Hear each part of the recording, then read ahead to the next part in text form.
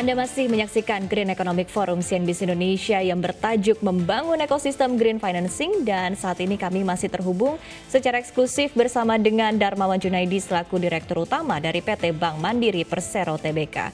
Pak Darmawan, kita lanjutkan kembali diskusi kita. Nah, terkait dengan target dari Bank Mandiri untuk peningkatan outstanding kredit berbasis ekonomi hijau hingga akhir tahun 2022 ini seperti apa, Pak? Dan mungkin segmen kredit manakah yang diharapkan akan berkontribusi signifikan untuk portofolio kredit dan juga pembiayaan perseroan di aspek ekonomi hijau?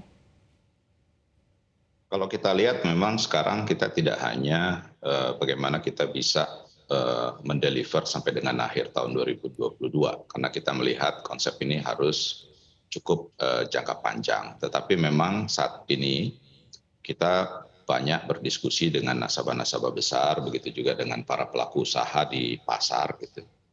Yang sudah terlihat di dalam pipeline tentunya kita ingin mendukung pembiayaan ekosistem di pembangkit listrik atau independent power producer yang berbasis energi baru terbarukan, di mana memang saat ini sudah ada juga dalam portfolio kita dan juga rencana untuk pembiayaan proyek-proyek baru di hydropower plant, kemudian juga memanfaatkan geothermal dan juga solar panel.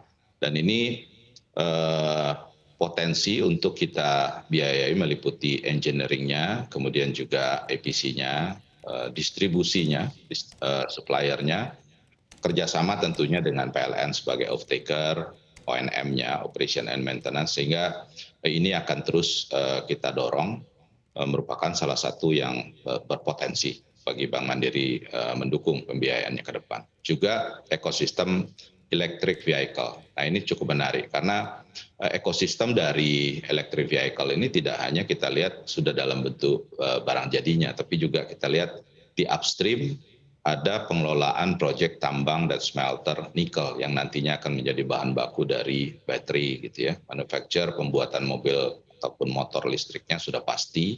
Begitu juga bagaimana nanti maintenance ya, spare part, kemudian juga distribusinya, dan termasuk energi isi ulangnya gitu. Kalau yang sekarang kita kenal ada stasiun pengisian kendaraan listrik umum, dan itu sudah mulai kita bangun di kantor-kantor Bank Mandiri agar masyarakat, terutama nasabah-nasabah Bank Mandiri itu bisa memanfaatkan stasiun pengisian kendaraan listrik umum yang sudah menggunakan electric vehicle.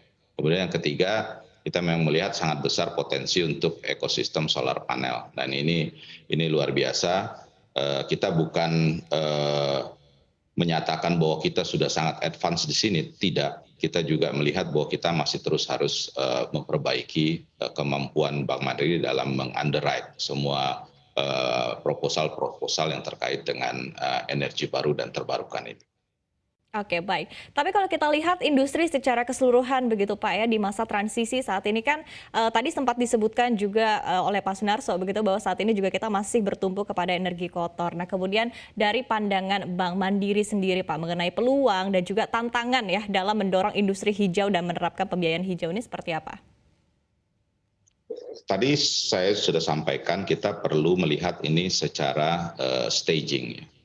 Kita harus lihat stage pertama ini, kekuatan kita seperti apa, hal-hal yang merupakan tantangan yang harus kita address dan kita harus saling bahu-membahu mengatasinya, ini juga harus duduk. Kalau kita lihat sekarang, energi fosil ini masih menjadi andalan, selain dia memang murah dan ketersediaannya yang cukup untuk Indonesia. Bahkan peluang untuk diekspor kepada negara-negara yang membutuhkan batu bara ini juga sekarang mulai terbuka lagi. Apalagi kalau kita lihat secara season, sekarang udah menjelang winter di negara-negara yang memiliki 4 musim. Tentunya alternatif batu bara ini sekarang kita lihat negara-negara di Eropa sudah mulai kontrak secara jangka menengah. Besaran juga cukup menarik, 150 juta ton seperti negara Jerman, impor dari Indonesia. Ini hal yang menurut saya juga perlu kita cermati. Artinya memang di satu sisi sebagai industri jasa keuangan kita melihat ini ada potensi secara bisnis. Kita sadar memang ini ada isu terhadap lingkungan. Tetapi kita coba untuk ketemu di tengah. Kira-kira seperti apa kita memahami ini. Nah, kalau kita lihat industri batu bara dengan harga global yang terus meningkat, mungkin jangka waktu untuk pembiayaan barunya itu tidak lama, ataupun mungkin dengan adanya margin yang tinggi, sebetulnya batu bara ini nanti tidak membutuhkan lagi pembiayaan dari perbankan, tapi dia Ya. bisa mulai tidak hanya operasional yang nanti akan bertahap bergeser kepada proses yang lebih hijau, ataupun mungkin masuk kalau dalam kelompok taksonomi hijau OJK itu dari mungkin masih merah ke kuning terus sudah menjadi hijau. Ini juga menurut saya merupakan satu progres. Jadi kalau Mandiri melihat pembiayaan di sektor batu bara yang saat ini sekitar 45% dari total portfolio, ini menurun bukan berarti kita tidak bersama-sama dengan para pelaku energi yang masih menggunakan batu bara, tetapi mungkin pembiayaannya sudah bergeser.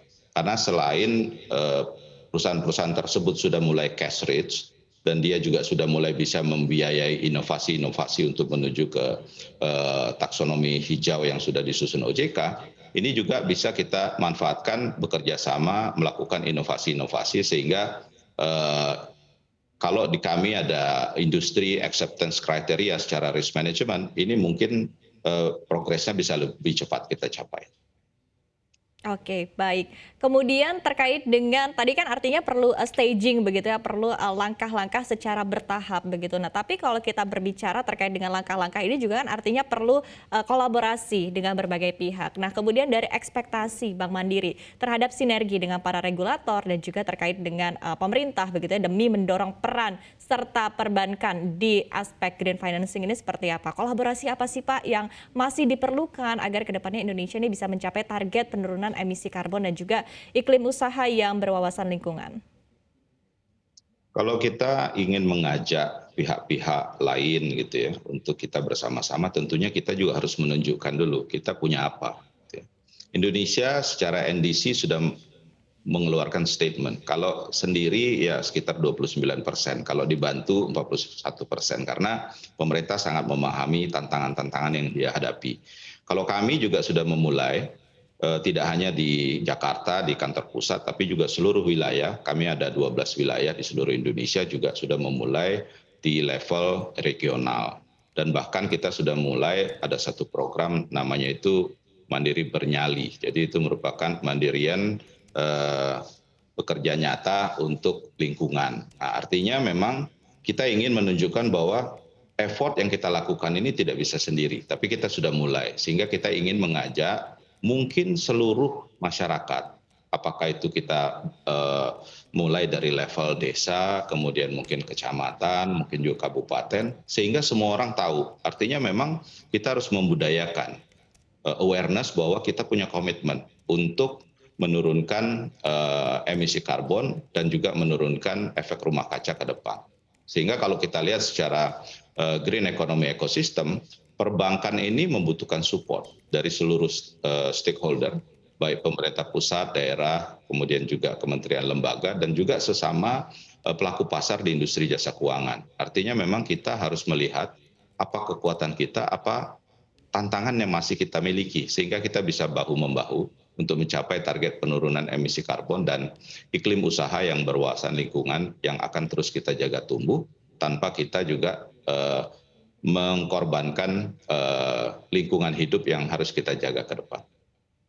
Oke, baik.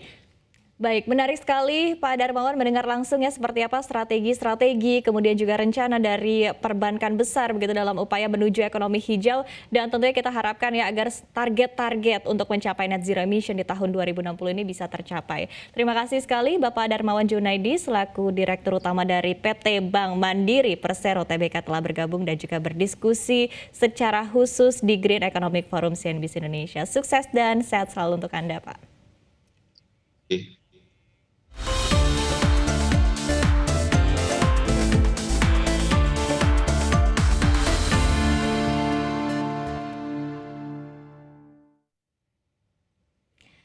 Ya, dan dialog khusus dalam Green Economic Forum tadi sekaligus menjadi akhir kebersamaan kita dalam program Squawk Box hari ini. Terus saksikan CNBC Indonesia di cnbcindonesia.com dan juga Transvision Channel 805. Dan di channel TV digital di seluruh wilayah Indonesia. Saya Syarifah Rahma, pamit undur diri. CNBC Indonesia Beyond Business.